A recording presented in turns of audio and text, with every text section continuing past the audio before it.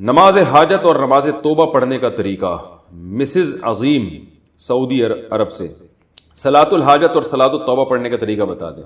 یاد رکھیں صلاۃ الحاجہ یا صلاۃ التوبہ کے نام سے الگ سے کوئی شریعت میں نماز نہیں ہے، کوئی کہ بھئی نبی نے فرمایا ہو کہ یہ صلاۃ الحاجت ہے، وہی صلاۃ ہے، وہ آپ اس میں یہ نیت کر لیتے ہیں میں دعا مانگوں گا تاکہ میری حاجت پوری ہو، تو اس سے پہلے میں نماز پڑھ رہا ہوں، تو وہ صلاۃ الحاجت، لوگ اس کو صلاۃ الحاجت کہہ دیتے ہیں۔ اور توبہ میں بھی یہی ہے کہ 2 رکعت پڑھ کے اللہ سے گناہوں کی معافی مانگی جائے، تو یہی نماز ہے جو 2 رکعتیں ہم عام طریقے سے پڑھتے ہیں، یہ کوئی الگ سے نمازیں نہیں ہیں۔ فجر عصر کے بعد صلاۃ الحاجت پڑھنا، کیا فجر یا عصر کے بعد صلاۃ الحاجت کے نفل پڑھ سکتے ہیں؟ فجر اور عصر کے بعد کسی قسم کی نفل نماز جائز نہیں ہے، اور یہ بھی سمجھ لیں صلاۃ الحاجت کے نام سے کوئی شریعت میں الگ سے نماز نہیں ہے۔ بس 2 رکعت آپ دعا مانگنے کے لیے پڑھیں کہ اللہ سے میں اپنی حاجت مانگوں گا، تو اس کو آج کل صلاۃ الحاجت کہہ دیا جاتا ہے، لیکن یہ کوئی الگ سے اسلام کی کوئی نماز نہیں ہے۔ تو باقی کوئی بھی نماز ہو، فجر اور عصر کے بعد نفل نماز اگر ہے تو وہ پڑھنا جائز نہیں ہے۔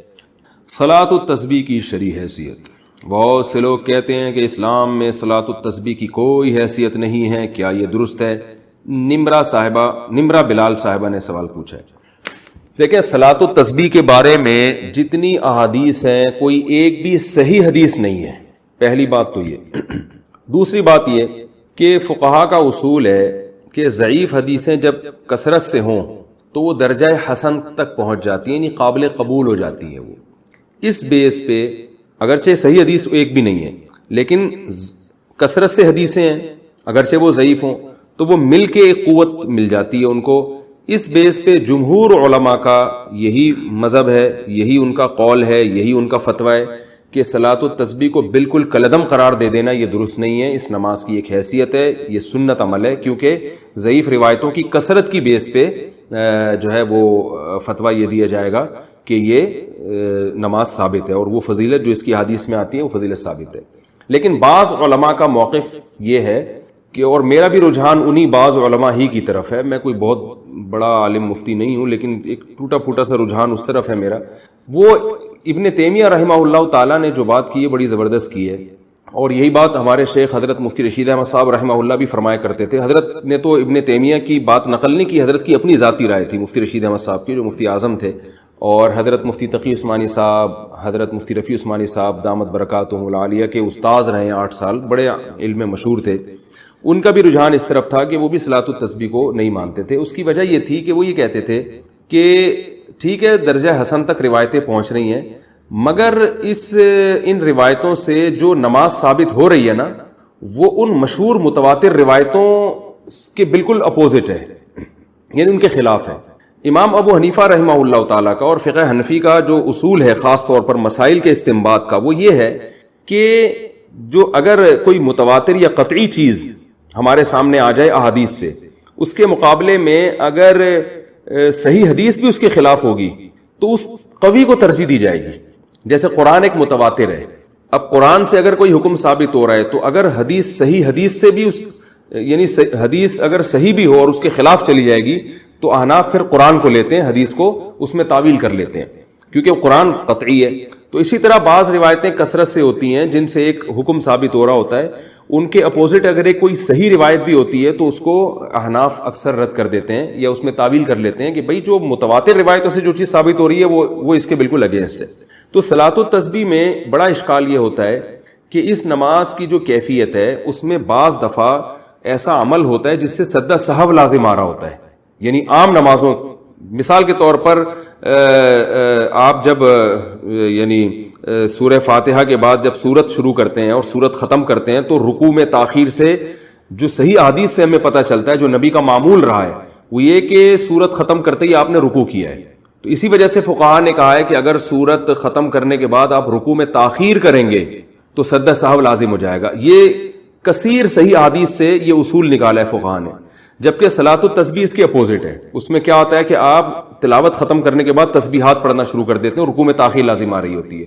تو صحیح احادیث سے جو بات بے غبار روایات اور کثرت روایات سے جو بات ثابت ہو رہی ہے وہ یہ ہوتی ہے کہ سورت ختم کرتے ہی رکوع کرنا واجب ہے، تو اس میں کیا ہو رہا ہے کہ رکوع کرنا واجب نہیں ہے، تو یہ اگینسٹ ہو رہی ہے نا ان صحیح احادیث کے۔ اس لیے بعض علماء کا موقف یہ ہے کہ اگرچہ ضعیف روایتیں ہیں، کثرت سے ہیں، درجہ حسن تک پہنچی ہوئی ہیں، مگر اس سے جو نماز کی کیفیت ثابت ہوتی ہے وہ متواتر جو روایتیں ہیں ان سے ثابت ہونے والی کیفیت کے خلاف ہے.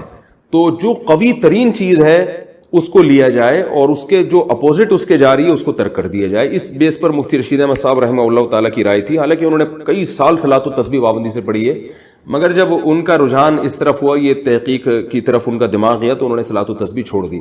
مگر منع نہیں کرتے تھے دوسروں کو، اس لیے کہ جمہور بہرحال اس کے قائل ہیں. تو میں بھی کسی کو منع نہیں کرتا، جو ہے وہ جمہور اس کے قائل ہیں، اور فقہ حنفی میں بھی فتویٰ اسی پر ہے کہ صلاۃ التسبیح پڑھنی چاہیے. تو لیکن بعض علماء بہرحال اس طرف گئے. اور پھر میں نے بعد میں علامہ ابن تیمیہ رحمہ اللہ تعالیٰ کی تحقیق پڑھی، انہوں نے بھی یہ بات لکھی ہے کہ لم یثبت مثلہ بمثلہ، کہ جس قسم کی نماز ان روایتوں سے ثابت ہو رہی ہے صلاۃ التسبیح والی، تو اس جیسی نماز جو صحیح روایتوں کے بالکل اگینسٹ جا رہی ہے اس کے لیے بہت مضبوط دلیل ہونی چاہیے. تو یعنی اتنی کمزور دلیل سے وہ ثابت اس کو نہیں کیا جا سکتا، کیونکہ یہ صحیح روایتوں کے اگینسٹ جا رہی ہے. یعنی جو مفتی رشید احمد صاحب کہا کرتے تھے، تو ابن تیمیہ رحمہ اللہ کی رائے بھی میں نے دیکھی کہ وہ بھی بالکل اس کے مطابق ہے. لیکن بہرحال جمہور اس کے قائل ہیں. علامہ ناصر الدین البانی رحمہ اللہ تعالیٰ وہ صلاۃ التسبیح کے قائل ہیں، اور انہوں نے اس مسئلے میں عبداللہ ابن مبارک رحمہ اللہ کی تقلید کی ہے، اور بالکل واضح لفظوں میں تقلید کی ہے. ان کی تحقیق جو میں نے پڑھی تو انہوں نے بتایا کہ اگرچہ ضعیف روایتیں، لیکن عبداللہ ابن مبارک رحمہ اللہ تعالیٰ جیسا محدث، وہ کہتے ہیں جب وہ پڑھا کرتے تھے تو پھر ہم اس کو سنتی سمجھتے ہیں. تو یعنی کیونکہ عبداللہ ابن مبارک بہت بڑے محدث تھے، فقیہ بھی تھے، تو انہوں نے کہا کہ عبداللہ بن مبارک نے چونکہ اس نماز کو افضل سنت قرار دیا اور ثابت قرار دیا ہے، تو اتنے بڑے محدث کی رائے کو میں فالو کر رہا ہوں. تو انہوں نے اس تقلید کا لفظ تو ذکر نہیں کیا، لیکن انہی کی تقلید میں، تقلید اسی کو کہتے ہیں کہ آپ کسی پر اعتماد کر کے کہ بھئی جب اتنا بڑا آدمی ایک چیز پہ فتویٰ دے رہا ہے تو میں بھی اس پر اعتماد کرتا ہوں. تو اگر کوئی تقلید کے طریقے پر اگر کوئی عبداللہ بن مبارک کو فالو کرے یا کسی دوسرے مجتہد کو، پھر تو ٹھیک ہے. لیکن اگر تحقیق کی دنیا میں جاتے ہیں تو پھر میرا رجحان اسی طرف ہے، کیونکہ امام حنیفہ سے صراحتاً اس بارے میں کچھ منقول نہیں ہے، امام مالک سے بھی صراحتاً اس بارے میں کچھ منقول نہیں ہے، یہ حضرات اس بارے میں خاموش ہیں. تو اگر ان سے منقول ہوتا تو بھی ہم کہتے کہ یہ اتنے بڑے لوگ ہیں، یقیناً ان کے سامنے کوئی مضبوط دلیل ہوگی، یا یہ اس حدیث کو یقیناً صحیح سمجھتے ہوں گے. کیونکہ مجتہد کا کسی حدیث پہ فتویٰ دے دینا یہ اس کی علامت ہے کہ اس کی نظر میں یہ حدیث بالکل صحیح ہے. تو وہ اگر یہ فیصلہ کر دیتے یہ حدیث صحیح ہے، تو پھر کیونکہ حدیث کا صحیح اور ضعیف کہنا بھی تو محققین کا کام ہے نا، یہ فیصلہ عام آدمی کے لیے آسان نہیں ہے. تو اس بیس پر میرا اپنا جو ذاتی رجحان ہے وہ یہی ہے کہ صلاۃ التسبیح کوئی پڑھ رہا ہے تو ٹھیک ہے، جمہور کے قول پر عمل کرے، دونوں طرف دلائل ہیں. لیکن میرا جو رجحان ہے کہ جب صحیح احادیث سے جو نمازیں ثابت ہیں وہ اتنی کثرت سے ہیں، جو بالکل بے غبار روایات ہیں، اور ان میں اتنا ثواب ہے، تو بھائی جو کمزور چیز ہے اگر بہت وقت بچ جائے تو اس کی طرف آئیں اور صحیح حدیث کو فالو کریں، تو میرا خیال ہے زیادہ اچھا ہے. لیکن بہرحال کوئی صلاۃ التسبیح پڑھتا ہے تو بدعت نہیں کہہ سکتے، کیونکہ بڑے بڑے علماء کا اس میں اختلاف ہے، اور جب اتنے بڑے فقہاء اور علماء کا اختلاف ہوتا ہے تو اس کی بیس پر کسی عمل کو بدعت بہرحال ہم نہیں کہہ سکتے، جبکہ روایتیں اس طرف موجود بھی ہیں. تو اس لیے آپ جس کی بات کو فالو کرنا چاہیں، جس عالم کے قول پر عمل کرنا چاہیں، آپ کو اختیار ہے. اس میں دونوں رائے ہیں. باقی صلاۃ التسبیح میں ایک اور میں بات آپ سے عرض کروں کہ دیکھیں، نماز تو جمہور کا مذہب تو یہی ہے، فقہ حنفی میں بھی فتویٰ اسی پر ہے کہ صلاۃ التسبیح پڑھنا سنت ہے. بڑے بڑے علماء اس کے قائل رہے ہیں، جس کی ڈیٹیل میں نے آپ کو بتائی. باقی بعض لوگوں کا ایک مزاج بھی ہوتا ہے، میرا ایک اپنا ایک جو مزاج ہے، میں کہتا ہوں یار ایسی چیز کو لو جو بالکل بے غبار ہو. کیونکہ رسول اللہ صلی اللہ علیہ وسلم جو تھے تہجد کی نماز روزانہ پابندی سے پڑھا کرتے تھے، جن کیفیات کے ساتھ، 2 رکعتیں کر کے بھی، کبھی 4 رکعتیں کر کے بھی، اس میں آپ سورہ فاتحہ پڑھتے، پھر سورت ملاتے، پھر رکوع کرتے. تو یہ کیفیت تھی. اتحیات کے بعد درود شریف اور دعا پڑھ کے سلام پھیرتے. اور اسی طرح اشراق کی نماز آپ نے بتائی، اوابین کی نماز بتائی، یہ بالکل بے غبار روایات سے ثابت ہیں، ان میں کوئی اختلاف بھی نہیں ہے. تو بعض کا مزاج بھی ہوتا ہے، میرا مزاج یہ کہ بھائی ایسی چیز کو لے لو جو بالکل بے غبار، یا وہ ہڈی جس پہ گوشت لگا ہوا ہوتا ہے وہ مل رہا ہو تو لوگ آ جائیں مسجد میں. یہ ترغیب دینے کے لیے نا، ہم کہتے ہیں نا جیسے یہاں اگر امام صاحب پیسے دے رہے ہوتے تو دیکھو سب لوگ آ جاتے ہیں. تو آپ صلی اللہ علیہ وسلم نے فرمایا کسی کو اگر مسجد میں گوشت مل رہا ہو تو لشہید العشاء، تو وہ تو عشاء میں آ جائے گا. تو نماز کی اہمیت اس سے زیادہ ہونی چاہیے. چلیں.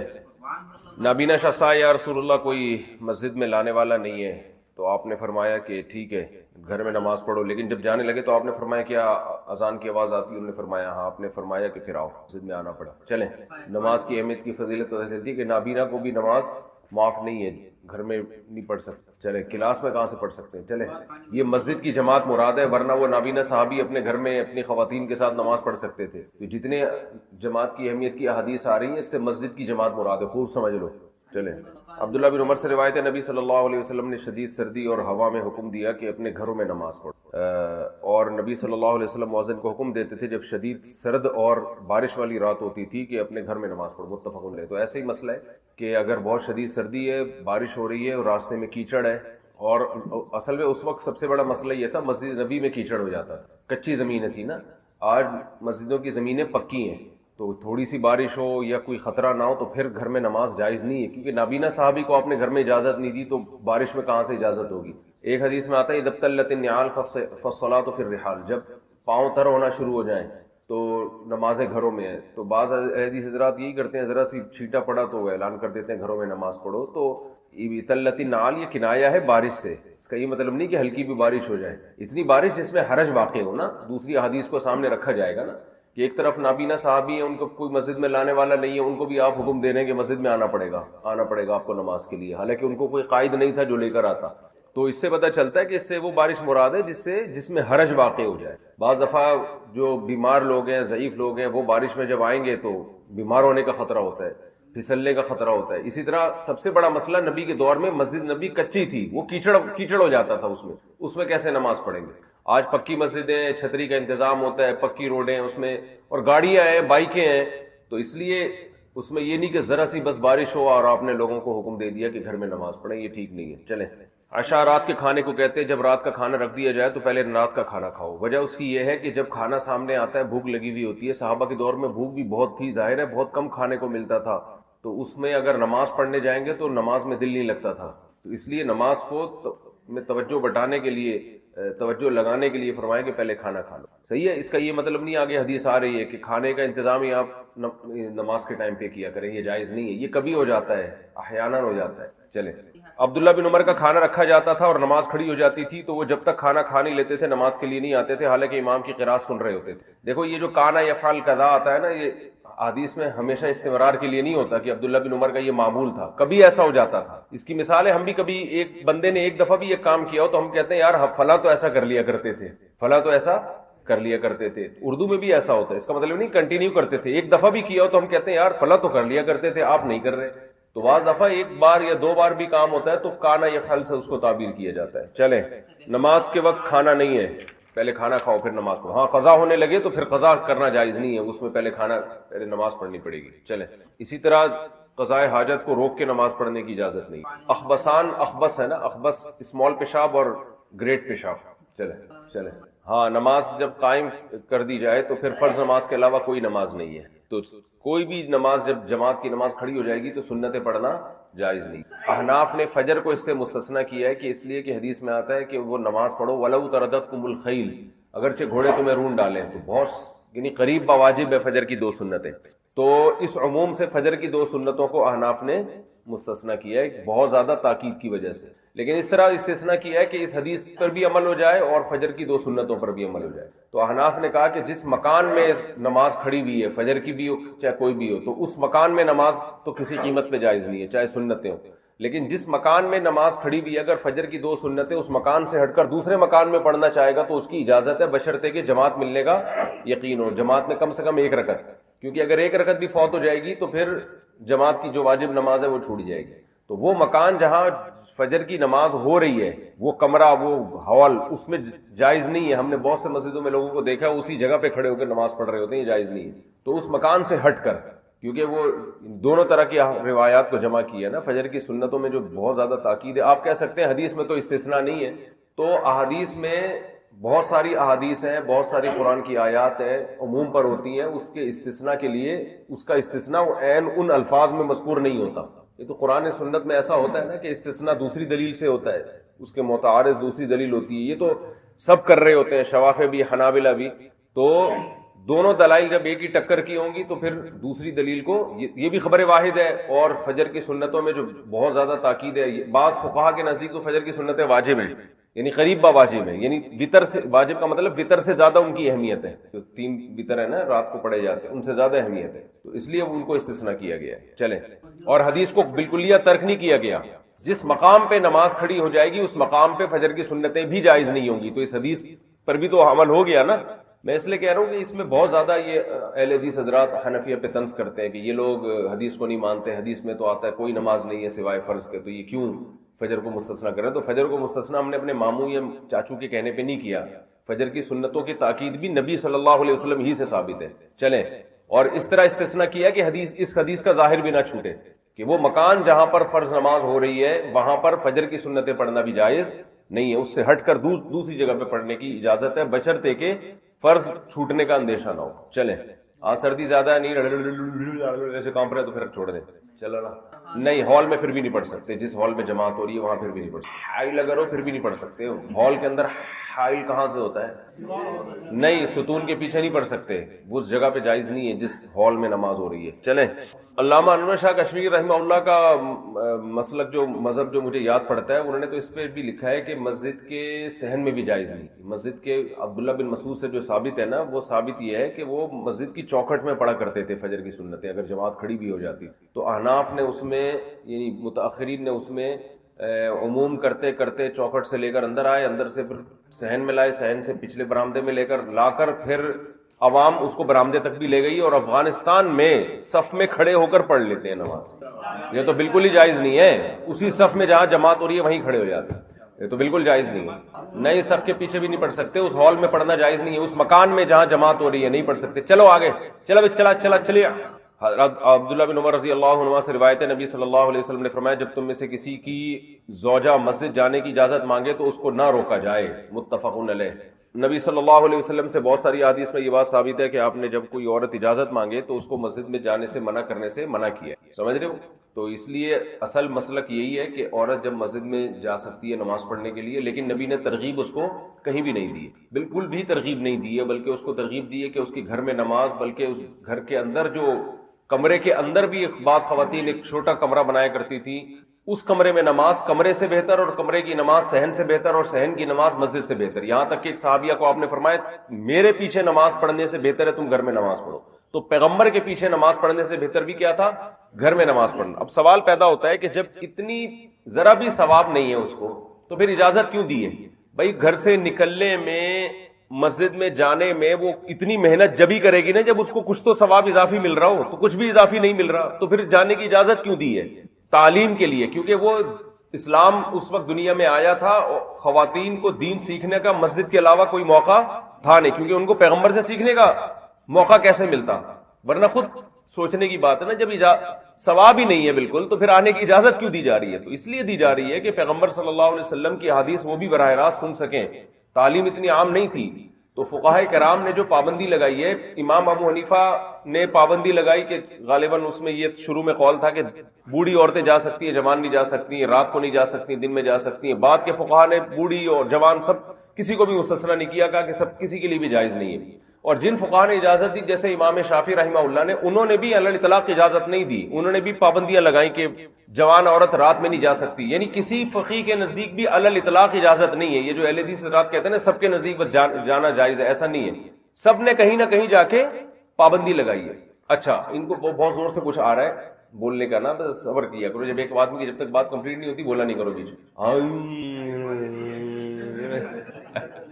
پہلے اگلے کی تقریر سن لیا کرو پھر بولا کرو۔ اچھا، تو وجہ اس کی یہی ہے کہ حضرت عائشہ رضی اللہ تعالی عنہا سے روایت ہے، صحیح بخاری کی میں امام بخاری نے تذکرہ کیا ہے کہ لو کان النبی رأى ما رأینا لمنع نساءنا کما منعت نساء بنی اسرائیل، کہ نبی ہمارے زمانے کی عورتوں کو دیکھ لیتے تو ان کو ایسے ہی مسجد میں آنے سے روکتے جیسے بنی اسرائیل کی عورتوں کو روک دیا گیا تھا۔ تو یہ حضرت عائشہ بہت بڑی فقیہہ تھی، نبی کے مزاج کو سمجھتی تھی، اور حضرت عائشہ اپنے دور کی عورتوں کے بارے میں کہہ رہی ہیں کہ یہ وہ پابندیوں پر عمل نہیں کرتی جو نبی کے دور میں جن پابندیوں پر عمل تھا، نبی ہمارے زمانے کی عورتوں کو دیکھتے تو منع کر دیتے۔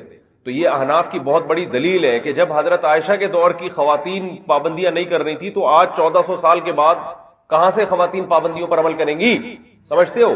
وہ اب پابندیوں پہ عمل نہیں، کیونکہ آگے کتنی شدید حدیثیں ہیں کہ خوشبو لگا کے آنے کی اجازت نہیں ہے، جب جماعت ختم ہوتی تھی تو پہلے ساری خواتین نکل جاتی تھیں پھر نبی نکلتے تھے، تو اختلاط کا بہت زیادہ خطرہ ہے. ان تمام چیزوں کی وجہ سے احناف نے پابندی لگائی ہے. تو یہ پابندی قرآن و سنت کے اگینسٹ نہیں ہے, یہ حدیث کو چھوڑنا نہیں ہے, حدیث کے منشا پر عمل کرنا ہے.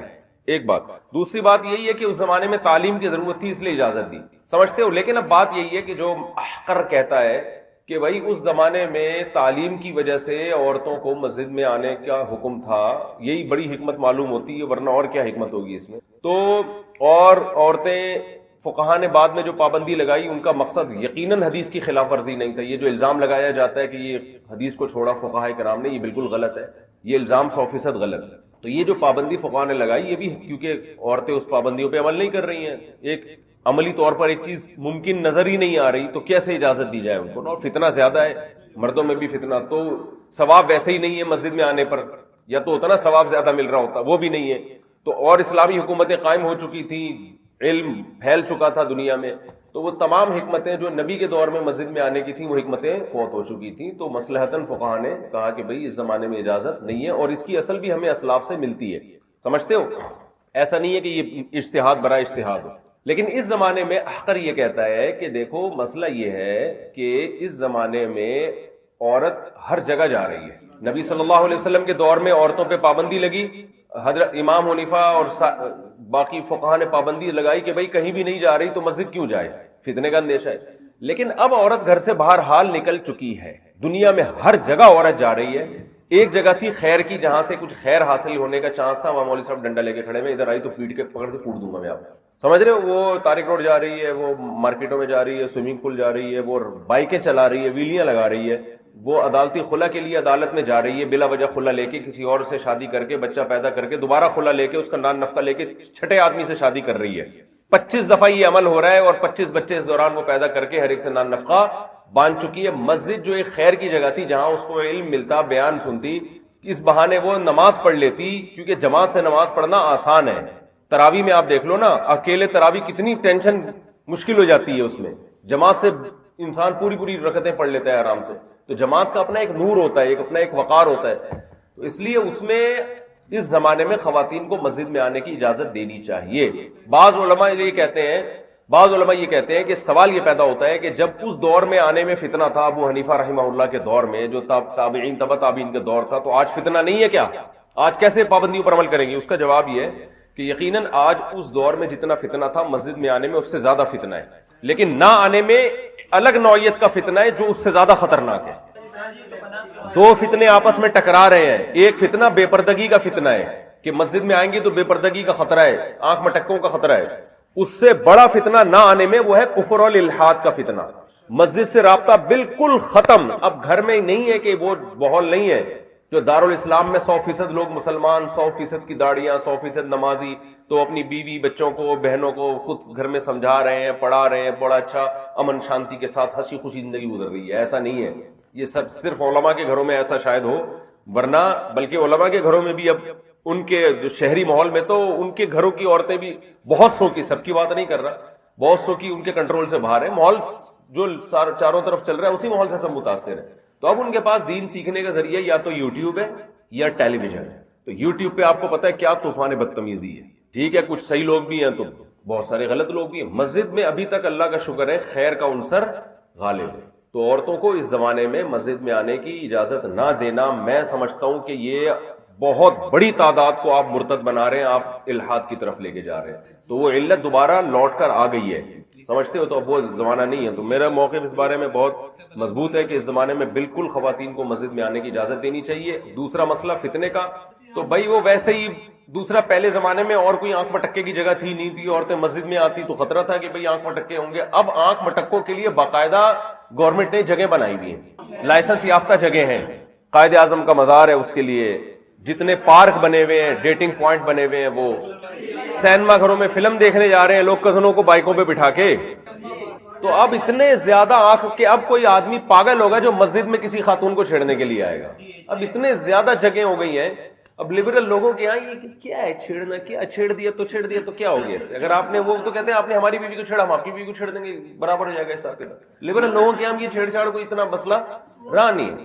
تو مسجد ایک خیر کی جگہ ہے, اور ہم نے اجازت دی ہوئی اپنی مسجد میں خواتین کو تراویح کی 10 سال سے اجازت دی ہوئی ہے. کوئی چھیڑ چھاڑ کا واقعہ الحمدللہ نہیں ہوتا. نمازی آتے ہیں تمیز سے منہ نیچے کر کے چلے جاتے ہیں. یہ اس کے لیے اب یونیورسٹیاں بہت بن چکی ہیں, ان میں یونیورسٹیوں کا حال جا کے دیکھو کیا حال ہو گیا ہے. تو نماز ایک جگہ تھی جہاں پر خواتین تھوڑی دیر کے لیے اسکارف لے لیتی تھی. اس کا اتنا فائدہ ہے نا, میں ملیشیا میں نے دیکھا ہے 100% عورتیں اسکارف لیتی ہیں. وجہ کیا ہے کہ ہر بازار میں مسجد ہے جہاں خواتین کی جگہ ہے, تو خواتین آئیں گی, جماعت کی نماز پڑھتی ہیں, وہ اسکارف لیتی ہیں. اس سے اسکارف اس معاشرے میں زندہ رہ گیا. ہمارے یہاں تو اسکارف ہی مارکیٹ سے شارٹ ہو گیا ہے. تو یہ سعودی عرب میں آتی ہیں, عراق میں آتی ہیں, جتنے بھی دوسرے ممالک ہیں جہاں فقہ شافعی یا حنبلی نافذ ہے وہاں تو سب آتی ہیں خواتین. تو وہاں کوئی ہمیں نظر نہیں آتا کہ فتنہ ہوتا ہو یا یہ کہ آنکھ مٹک کے چلتے ہوں. انہوں نے بہت سخت خواتین کے راستے الگ رکھے ہوئے ہیں, مسجدوں کے اندر ان کے کمرے الگ ہوتے ہیں. اس لیے اس کی بالکل اس زمانے میں منع کر دینا یہ فقہی بصیرت کے احقر کی رائے کے مطابق بالکل خلاف ہے. یہ اس کی علامت ہے کہ آپ اپنے زمانے کے حوال سے واقف نہیں ہیں. بعض لوگ کہتے ہیں جب آپ حنفی ہیں تو امام حنیفہ کے قول کو لینا پڑے گا آپ کو, ورنہ آپ اپنے آپ کو حنفی کیوں کہہ رہے ہو. تو بھائی بات یہ ہے کہ جب ہم نے نبی کے قول کو امام ابو حنیفہ کے کہنے پر اس لیے چھوڑ دیا کہ زمانہ تبدیل ہو چکا ہے, مقصد نبی کے قول کو چھوڑنا نہیں تھا, تو زمانہ کا تبدیل ہونے سے ابو حنیفہ رحمہ اللہ کے قول کو کیوں نہیں چھوڑا جا سکتا؟ نہیں, یہی بات ہے. اگر آپ یہ کہتے ہو کہ زمانہ چینج ہو گیا جس کی وجہ سے امام حنیفہ کے قول کو ہم نے لیا, تو مقصد ہمارا حدیث چھوڑنا نہیں تھا. زمانے کی تبدیل سے حکام تبدیل ہوتے ہیں, بعض حکام ایسے ہیں جو تبدیل ہوتے ہیں. تو یہ کیا بات ہے کہ نبی کے بارے میں تو آپ میں اتنی لچک ہے کہ زمانے کے تبدیل ہونے سے آپ نے امام حنیفہ کی لاجک کو مان لیا, لیکن امام حنیفہ کے قول پہ آپ اتنے مضبوط ہیں کہ زمانہ پورا الٹ پلٹ ہو جائے آپ نے کہا ابو حنیفہ کے قول کو نہیں چھوڑنا. یہ اس کی علامت ہے کہ آپ یہ تقلید میں غلو ہے, یہ تعصب ہے ایک قسم کا. لیکن میں ان علماء کو جو کہتے ہیں کہ عورتیں گھروں میں ہی نماز پڑھیں ان کو متعصب نہیں کہہ رہا, مقصد ان کے اپنے دلائل ہوں گے جو وہ جانے, لیکن اس بیس پہ آپ نہیں بات کر سکتے کہ ہم حنفی ہیں تو بس وہ پتھر پہ لکیر بن گئی بات. بھائی وہ بھی تو, وہ قول بھی تو معلول بعلہ ہے نا, معلول بعلہ ہے. وہ علت تبدیل ہونے سے حکم, جب حدیث کا حکم تبدیل ہوگا تو ابو حنیفہ کی رائے کی وہ ہم کہتے ہیں کہ حضرت عائشہ فرماتی ہیں کہ نبی صلی اللہ علیہ وسلم ہمارے دور میں ہوتے تو عورتوں کو مسجد میں آنے سے روک دیتے. ہم کہتے ہیں حضرت عائشہ ہمارے دور میں ہوتی تو دوبارہ اپنی قول سے رجوع کرتی کہ بھئی اب مسجد میں آنے دیا جائے. کہتی ہے کہ بھئی یہ تو ارتداد پھیل رہا ہے, الحاد پھیل رہا ہے, یہ تو بالکل مسجد سے ساری عورتیں دنیا کی ہر جگہ جا رہی ہیں. ایک دن کیا ہوا, وہ تنظیم اسلامی والوں نے تراویح میں, اور خواتین کی بہت بڑی تعداد شریک ہوتی ہے, کسی نے مجھے کہا یار یہ دیکھو انہوں نے اتنی ساری عورتوں کو گھروں سے نکال لیا, جماعت سے نماز پڑھوا دیا, پورا مجمع ہوگی, کیا ہو رہا ہے یہ؟ میں نے کہا انہوں نے بہت خاندانی کام کیا ہے. اگر یہ لوگ رمضان کے آخری اشروں میں ان عورتوں کو تراویح کا انتظام میں نہ لے کر آتے نا تمبو لگا کے, تو یہ ساری تاریک روڈ اور شاپنگ سینٹروں میں گھوم رہی ہوتی. جی یہ کیا پتہ چلتی ہے, بالکل ایسا ہی ہے. ہاں جس معاشرے میں ایسا نہ ہو وہاں ٹھیک ہے, بالکل ایک دم فن ہے. چلو نہیں, عورتوں کو گھر میں رہنا چاہیے, لیکن جب نہیں رہ رہی, ایک چیز گھر سے نکل گئی ہے تو مسجد بھی آئے, نہیں آئے تو کہیں بھی نہ آئے. پھر دیکھو علت یہ بنائی ہے, علت ہماری ہے کہ فساد پھیل رہا ہے, وہ پھیل چکا ہے جو پھیلنا تھا, ہر جگہ جا رہی ہیں, تو جو نہیں جا رہی پھر کہیں بھی نہ جائے. اور اگر ہر جگہ جا رہی ہے, ہمارے ایک صاحب نے کہا وہ ہر جگہ ہم سے پوچھ کے تھوڑی جا رہی ہے, غلط کر رہی ہے, ہم تو وہاں بھی جانے سے منع کریں گے. میں نے کہا غلط کر رہی ہے صحیح کر رہی ہے یہ بحث نہیں ہے, بحث یہ کہ ہر جگہ جانے سے جو فساد ہونا تھا وہ ہو رہا ہے. تو اگر اس کو ہم کہیں گے کہ بھائی گھر میں قرن فی بیوتکن, گھروں میں قرار پکڑو, تو پھر ہر جگہ قرار پکڑو. اگر کہیں اور نہیں پکڑ رہی قرار, ہر جگہ جا رہی ہے, تو ہم نہیں کہہ رہے کہ ہم سے پوچھ کے جاؤ, ہم کہتے ہیں پھر یہاں بھی آ جاؤ, کیونکہ یہاں آپ کو گھر میں بیٹھنے کی دعوت ملے گی, کہیں اور آپ کو گھر میں رہنے کی دعوت نہیں ملے گی. قرار فی البیوت کا مسئلہ کہ گھروں میں قرار پکڑنا ہے, یہ بھی اس کو مسجد سے سننے کو ملے گا. چلیں آگے, چلے چلے چلے چلے چلے چلے.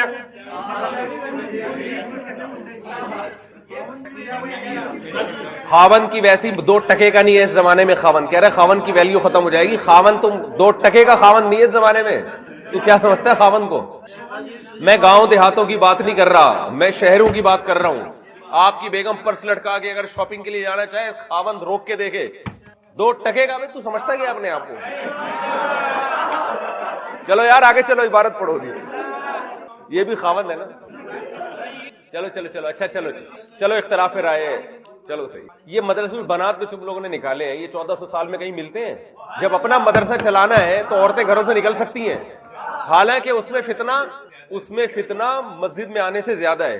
دیکھو مسجد میں جب عورت آئے گی, ادھر سے آئی, پیچھے نماز میں کھڑی, بلکہ اب تو مسجدوں میں الگ کمرے بنے ہوتے ہیں, فل پردے کا انتظام ہوتا ہے. سنو, وہاں سے آئی اور وہیں سے گھر چلی گئی, بنات کے مدرسے میں تو روزانہ صبح کئی کئی گھنٹوں کے لیے آ رہی ہیں، ایک ٹیچر میل ٹیچر سے پردے میں پڑھ رہی ہیں، اس میں یہاں امام کا اور جو پیچھے نماز پڑھنے والی خواتین ہے کوئی آپس میں لنک نہیں ہوتا، کوئی بات چیت نہیں ہوتی. جبکہ یونیورسٹیوں میں یا دینی مدرسوں میں دیکھ لو، اس میں تو ٹیچر پڑھا رہا ہے روزانہ، اس کو لڑکیوں کی آوازیں کانوں میں پڑ رہی ہیں، ہر ایک کا نام پتا ہے اس کو، ہر ایک کی استعداد پتا ہے، آوازوں کا پتا ہے. وہاں فتنے کا اندیشہ زیادہ ہے. وہاں کہہ دیا کہ ضرورت ہے تو جائز ہے، کیونکہ جب لڑکیاں یونیورسٹی میں پڑھ رہی ہیں تو دین کا علم سیکھنے کے لیے مدرسوں میں بھی آئیں گے.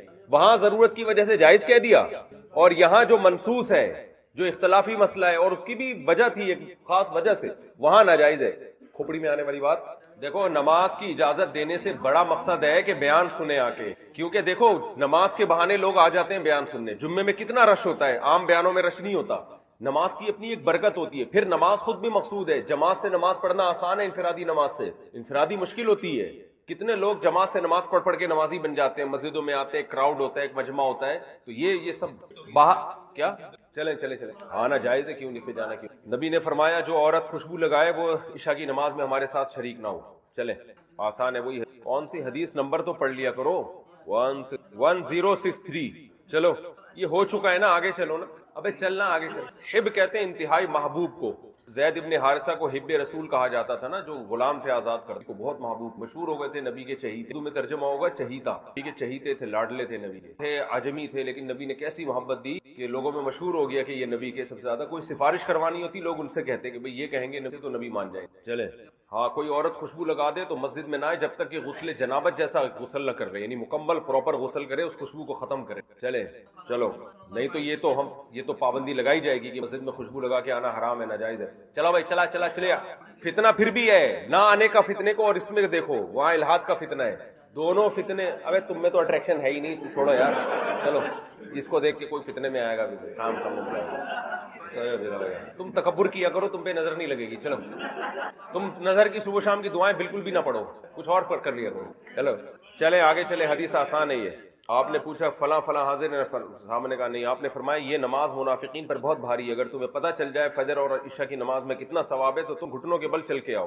اور صف اول جو ہے فرشتوں کی صف کی طرح ہے. اگر تمہیں چل جائے صف اول میں کیا ہے تو لب تدرتموہ، اس میں ایک دوسرے سے آگے دوڑ کر آؤ، لڑائی ہو جائے اس میں. اور بندے کی جماعت سے نماز گھر میں نماز سے افضل ہے، اور 2 آدمیوں کی نماز 1 آدمیوں کی نماز سے افضل ہے. چلے اور جتنی نماز میں تعداد نمازیوں کی زیادہ ہوگی وہ اللہ کو زیادہ محبوب ہے. جماعت جتنی بڑی ہو اتنی بڑی فضیلت. چلے جماعت کی جہاں نماز نہیں ہوتی شیطان ان پہ غالب آ جاتا ہے. اور آپ نے فرمایا اکیلے نماز نہیں پڑھو، جماعت سے نماز پڑھو. اکیلے آدمی کو بھیڑیا کھا جاتی. انفرادی جو تفرد پسندیدہ کام نہیں ہے. چلو بھائی کسی عذر یعنی خوف یا بیماری کوئی وجہ نہ ہو پھر بھی جماعت میں کوئی نہ آئے تو اس کی نماز قبول نہیں کی جائے گی جو انفرادی پڑھی. بھی تشدید پر محمول ہے، یعنی فرض تو ادا ہو جائے گا لیکن ایسے اتنی ناقص نماز ہوگی گویا اللہ نے نماز قبول کی نہیں ہے. ایک اور حدیث میں آتا ہے لا صلاۃ لجار المسجد الا فی المسجد، وہ جوار میں رہتا ہے اس کی نماز ہوتی نہیں ہے جب تک مسجد میں آتی نہیں. تو جماعت سے اخفل جماعت مراد نہیں ہے، مسجد کی جماعت واجب ہے. جب کوئی کسی کو قضاء حاجت کا تقاضا اور جماعت کھڑی ہو جائے تو پہلے قضاء حاجت سے فارغ ہو. پھر البتہ فرق اگر قضا ہو رہی ہو نا نماز تو پھر ہر قیمت پہ نماز کو پہلے قضا ہونے سے. چلیں تین چیزیں کسی کے لیے جائز نہیں. ایک یہ کہ امام نماز پڑھائے اور اپنے لیے دعا مانگے، اسی کے لیے نہ مانگے. اس کے بعد جو دعا ہے نا اس میں جمع کسی استعمال ہونے. اچھا کسی کے گھر میں نہ جھانکے، اگر کوئی جھانکے گا تو یہ خائن شمار ہوگا. قضاء حاجت روک کے نماز نہ پڑھے، صحیح ہے نا. بس یہ تو قرآن کے الفاظ ہیں نا تو وہ تو جائز ہے. نیت بتاویل کل واحد ہر ایک کی کر لیں. چلیں نہیں وہ نہیں ثابت ہو. نبی کے دور میں پکا منافق جماعت سے رہتا تھا، ورنہ عام آدمی جماعت سے رہ نہیں سکتا. اگر مریض بھی ہوتا تو 2 بندوں کے سہارے پر جماعت کی نماز میں حاضر ہوتا نبی کے دور میں. عبداللہ بن مسعود فرماتے ہیں ہاں نبی کے طریقہ یہ سنت سے یاد اصطلاحی سنت مراد نہیں ہے. سنت ہے فرض، اصطلاحی سنت نہیں، شریعت کا حکم مراد ہے. شریعت کا حکم یہ ہے جس مسجد میں اذان ہو رہی ہے وہاں نماز پڑھی جائے. تو اخفل طریقے سے کلاسوں میں یا گھروں میں نماز پڑھ لینا بیشک جماعتی کے ساتھ ہو، یہ جائز نہیں ہے. چلیں اگر فلاں کی طرح تم گھر میں نماز پڑھو گے تو تم اپنے نبی کی ترک کر دو گے اور تم گمراہ ہو جاؤ گے. اور جو شخص بھی وضو کرتا ہے اور یہ آسان ہے وہی اس کے خطایا وضو کرنے سے گناہ. آگے چلیے نمبر 1073. گھروں میں عورتیں بچوں کا خوف نہ ہوتا تو جو نماز میں نہیں آتے میں ان کے گھروں کو آگ لگا دیتا. چلے شدید وعید ہے. جب مسجد میں اذان ہو جائے تو آپ نے فرمایا جب تک نماز نہ پڑھ لو نہ نکلو.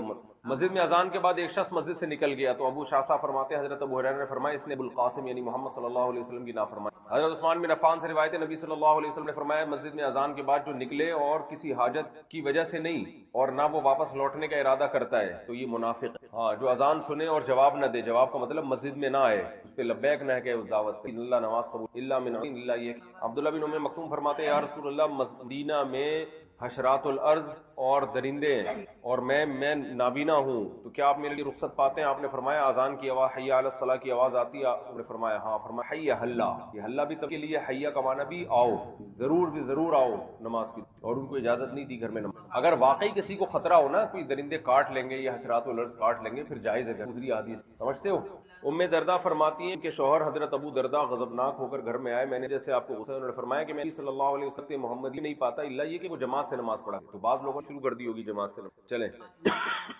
حضرت ابوبکر رضی اللہ تعالیٰ عنہ نے دیکھا کہ سلیمان ابن ابی حیثمہ فجر میں گئے تو وہ حضرت عمر بازار کی طرف گئے تو, اور پھر سلیمان حیثمہ کا گھر جو تھا مسجد اور بازار کے پاس, جو زوجہ ہے ان کی والدہ ام سلیمان کے پاس سرے, تو ان سے سلیمان کو کہ یا رسول پوری رات نماز پڑھے. فرمایا کہ میں فجر کی جماعت میں ہو جاؤں یہ مجھے زیادہ محبوب, پوری رات ہی بات. 2 آدمی اور اس سے اوپر جماعت ہے, یعنی 2 آدمیوں کی جماعت, تو بھی جماعت میں ہی داخل ہو. حضرت بلال بن عبداللہ بن عمر, عبداللہ بن عمر کے بیٹے تھے, ایک بلال تھے ایک نافع تھے, تو انہوں نے کہا کہ عبداللہ بن عمر نے ان کو بتایا کہ نبی صلی اللہ علیہ وسلم نے فرمایا عورتوں کو کا مسجد حصہ سے رکاوٹ نہ بنو, یہ تو بھی مسجد میں آنے جب وہ اجازت لے. تو حضرت بلال فرماتے اللہ کی قسم میں ان کو روکوں. حضرت بلال بھی اسلاف میں ہے, للقدر تابعین, انہوں نے کہا کہ اللہ کی قسم میں ان کو روکوں. تو یہ جو ان کو روکوں کا لفظ انہوں نے استعمال کیا, اس کا مقصد نبی کی توہین نہیں تھی, اس کی مخالفت نہیں تھی, مطلب یہ کہ وہی حالات خراب ہو گئے, پہلے والے حالات نہیں. لیکن چونکہ ظاہر میں بے ادبی ہے, سوء ادب ہے کہ ان کو حدیث سنائی جا رہی ہے اور فوراً حدیث کی مخالفت کہہ دیں کہ میں تو روکوں. تو عبداللہ بن عمر کو بہت زیادہ غصہ آیا اور فرمایا کہ میں کہہ رہا ہوں نبی نے یوں فرمایا اور تم کہہ رہے ہو کہ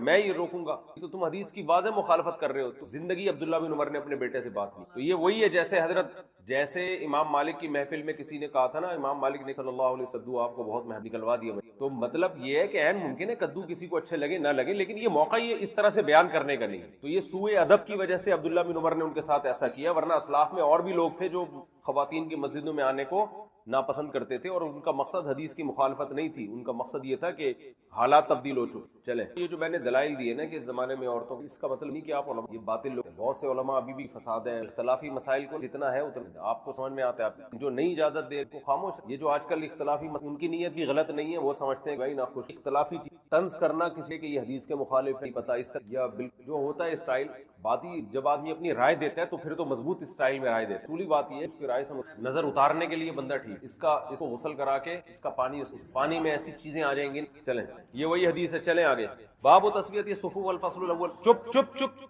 پڑھنے تو آگے بہت سارا نصاب باقی ہے. نعمان بن بشیر رضی اللہ عنہ سے روایت ہے نبی صلی اللہ علیہ وسلم ہماری صف کیا جاتا ہے, یہاں تک کہ جب آپ کو اندازہ ہو گیا کہ ہمیں سمجھ میں آ گئی یہ بات, ہم خود صفیں سیدھے کرنے لگے ہیں. تو پھر آپ نے ایک دن نکلے تو دیکھا کہ ابیر کہنے والے تھے, تو اس کو دیکھا کہ نکلا ہوا ہے, تو آپ نے فرمایا اللہ کے بدرس کرو او لا یخالفن اللہ بین وجوہکم, اللہ تمہارے چہروں کو نہ پھیر دے, یعنی نفرتیں نہ پیدا کر دے. تو صف کے ٹیڑھے ہونے سے دلوں میں بھی فرق پڑتا ہے. چلیں نبی نے فرمایا صفیں درست کرو, تراسو کا مطلب خلل کو ختم کرو, مل کے کھڑے ہو.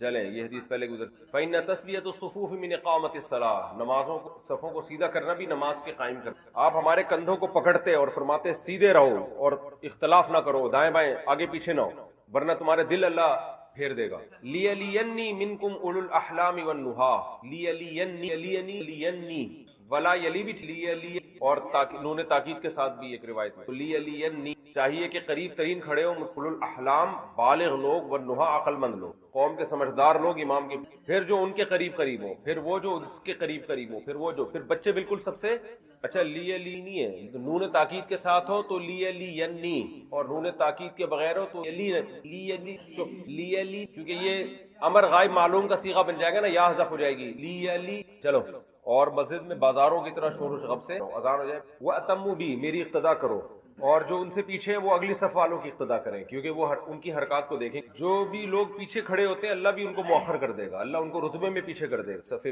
نبی مسجد میں آئے تو دیکھا صحابہ حلقے کی شکل میں بیٹھے ہوئے ہیں, تو آپ نے اس کو ناپسند کیا کہ تم آپس میں ٹکڑوں میں کیوں بیٹھے ہوئے ہو, یعنی صف میں بیٹھنا چاہیے. جب نماز کے انتظار میں ہو تو صف میں بیٹھنا چاہیے, اور ایسے صفیں بناؤ جیسے فرشتے صفیں بناتے ہیں. تو صحابہ نے پوچھا کیسے بناتے ہیں, آپ نے فرمایا وہ پہلی صف مکمل کرتے ہیں اور وَيَتَرَاصُونَ فِي الصَّفِّ, اور صف میں خلل کو ختم کرتے ہیں. چلیں سب سے بہترین صف پہلی ہے اور سب سے بدترین آخری. بدترین کا مطلب یہ نہیں کہ وہ اس میں کھڑا ہی نہیں ہونا چاہیے, مطلب پہلی کے مقابلے میں سب سے کم تر آخری.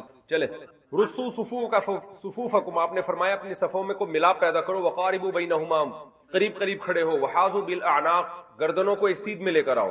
فوالذی نفسی بیدہ انی لارى الشیطان یدخل من خلل الصف کانها الخذف, بکری کے بچے کی طرح شیطان بیچ میں گھستا ہے. فما کان من نقص, صف میں اگر کوئی نقص ہو, کمی رہ جائے تو پچھلی صف میں ہو, یعنی پہلے پوری مکمل صف مکمل ہونی چاہیے, اس کے بعد پھر اس کے پیچھے والی. ایسا نہیں ہو کہ اگلی صف میں جگہ ہے خالی اور آپ پچھلی میں آ کے کھڑے ہو جائیں, اس سے منع کیا. فرشتے اور اللہ تعالیٰ رحمت بھیجتے ہیں, فرشتے رحمت کی دعا کرتے ہیں جو پہلی صف میں کھڑے ہوتے ہیں. اور جو سب سے بہترین قدم اللہ کو وہ ہے جو وہ قدم ہے جو صف کو مکمل کرنے کے لیے استعمال ہو. صف میں جگہ باقی ہے, آپ چل کے جاؤ گے تو اللہ کو یہ قدم بہت محبوب ہے, سمجھتے ہو. نہیں کرنی چاہیے. اگلی صف میں جگہ خالی ہے, ہلتے ہی نہیں ہے, دھکا دیا جاتا ہے, جا بھائی تو آگے جگہ خالی ہے, کیوں نہیں کھڑے ہو رہا, بڑھ چڑھ کے آگے جانا چاہیے. صف میں جو دائیں طرف کے لوگ ہیں اللہ ان پر رحمت کی دعا رحمت بھیج. تو صف میں جب دونوں طرف جگہ برابر ہو تو دائیں طرف کھڑا ہونا یہ زیادہ افضل. جب صفیں سیدھی ہو جاتی تھی اس کے بعد آپ تو دائیں طرف والوں کو بھی کہتے ہیں اعتدلوا, برابر اعتدال سے کھڑے ہو جاؤ اور صفوں کو سیدھا کرو. بائیں طرف والوں کو بھی. الینکم مناکب فی الصلاۃ, جس کے کندھے سب سے زیادہ نرم ہے نماز میں وہ اللہ کو سب سے اچھا ہے. کیا مطلب, ایک اکڑ کے نہ کھڑا ہو بلکہ کندھے میں اتنی لچک پیدا کرے کہ دوسرے کندھے کے پیرالل اس کے برابر ہو جائے, اس سے لگنے لگے. بعض لوگ ہوتے ہیں نا ہلتے ہی نہیں ہیں, سب بت بن کے کھڑے ہو جاتے ہیں, تو یہ الین نہیں ہے, یہ صفوں کو رکاوٹ بنتے ہیں سیدھا کرنے. چلیں نبی نے فرمایا اللہ رحمت بھیجتا ہے اور فرشتے رحمت کی دعا کرتے ہیں صف اول پہ. صحابہ نے کہا یا رسول اللہ, یہ دوسری صف والوں پر بھی آپ نے فرمایا, پہلی صف والوں پر, دوبارہ الفاظ کو ریپیٹ کیا. پھر صحابی نے کہا دوسری پر بھی آپ نے فرمایا, پھر اول والے پر. پھر انہوں نے کہا یا رسول اللہ دوسری پر بھی دعا رحمت بھیجتے ہیں. پھر آپ نے فرمایا کہ ہاں دوسری. وَلِینُوا فِی أَیْدِی إِخْوَانِکُم, نرم پڑ جاؤ اپنے بھائی کے ہاتھ میں. کیا مطلب, جب وہ صف سیدھا کرنے کے لیے ہاتھ پکڑ کے دائیں بائیں کرے تو نرم پڑ جاؤ, سخت نہ ہو. اکثر آپ نے دیکھا ہوگا اقامت ہو رہی ہوتی, سامنے منہ کر کے دیکھ رہے ہوتے ہیں, دیکھتے ہی نہیں کہ دائیں بائیں کوئی بندہ ادھر کو ہو رہا ہے تو تم بھی کھسک کے ادھر ہو جاؤ تھوڑا سا, وہ ایسے بت بن کے کھڑے ہو جاتے. تو یہ ساری حدیثیں ان لوگوں کے خلاف ہیں کہ آپ لچک پیدا کریں, نرم ہو جائیں اس میں. کوئی آپ کو دائیں کرتا ہے بائیں کرتا ہے سب سیدھا کرنے کے لیے تو اس کی بات مانیں, آپ بت بن کے نہ کھڑے ہو جائیں. چلو ولا تذروا فروجات للشیطان, شیطان کے لیے جگہ مت چھوڑو. من وصل صفا وصلہ اللہ, جو صف کو جوڑے اللہ اسے بھی جوڑے, جو صف کو توڑے اللہ اسے بھی توڑے. جی بہت شدید وعیدیں ہیں. دیکھو ڈسپلن ہے اسلام میں, ایسے بھی ہو سکتا تھا کھڑے ہو جاؤ بس نماز شروع کر دو. تو ایک مینجمنٹ ہے, ایک ڈسپلن ہے کہ اللہ کے دربار میں کھڑے ہو تو بالکل سیدھے ہونے چاہیے, ٹیڑھے بیڑے نہیں کھڑے ہو. امام کو درمیان میں رکھو. وسد الخلل, اور خلل دوسرے پتہ چلتا ہے کہ دائیں بائیں بیچ میں امام ہونا چاہیے. بعض دفعہ صفیں یہاں سے نکلنا شروع ہوتی ہیں, ادھر کوئی بندہ ہی نہیں آ رہا ہوتا, سب آڑے ترچھے ٹیڑھے میڑے جیسے. چلیں آسان ہے یہ. ایک شخص نے بالکل پیچھے کھڑے ہو کے نماز پڑھی, سب سے ہٹ کے آپ نے حکم دیا دوبارہ نماز پڑھو. تو یہ بھی تشدید کو ترغیب تعلیم کے لیے. باب الموقف, چپ کر کے پڑھو ابھی, چلو. آج سنتیں یاد آ رہی ہیں ان کو, اتنے طویل عرصے, ابھی ٹائم بہت ہے نماز میں. چلو. عبداللہ بن عباس فرماتے ہیں میں نے اپنی خالہ میمونہ رضی اللہ عنہا جو نبی کی زوجہ تھی ان کے گھر میں نماز پڑھی, تو آپ نے نماز پڑھائی تو میں بائیں طرف کھڑا ہو گیا, تو آپ نے میرے اپنے ہاتھ سے پکڑ کے مجھے پیچھے کر دیا. فعدلنی كذلك من وراء ظهري الى الشق الايمن, فعدلنی كذلك من وراء ظهره, تو آپ نے اپنے وہاں سے پھر پیچھے سے دائیں طرف لے آئے. تو ایک آدمی جب کھڑا ہوگا تو امام کے دائیں طرف ہوگا, بائیں طرف نہیں. متفق. فادارنی, مجھے نبی نے گھما دیا اور دائیں طرف لے آئے. تو جبار ابن صخر آئے, وہ نبی صلی اللہ علیہ وسلم کے بائیں طرف کھڑے ہو گئے, تو آپ نے ہم دونوں کے ہاتھ کر کے پیچھے کر دیا. تو ایسا ہی ہے کہ مسئلہ یہی ہے کہ جب دائیں طرف بندہ کھڑا ہو اکیلا ہو تو کوئی دوسرا بندہ آئے تو وہ پیچھے, وہ نہیں جا رہا تو امام اس کو پیچھے دے, چلو بھائی شاباش. یا اگر پیچھے جگہ نہیں ہو تو امام آگے چلا جائے, سب کا اتفاق ہے. ہاں اگر ایک مرد اور ایک عورت نماز پڑھ رہے ہیں تو مرد دائیں طرف کھڑا ہوگا, عورت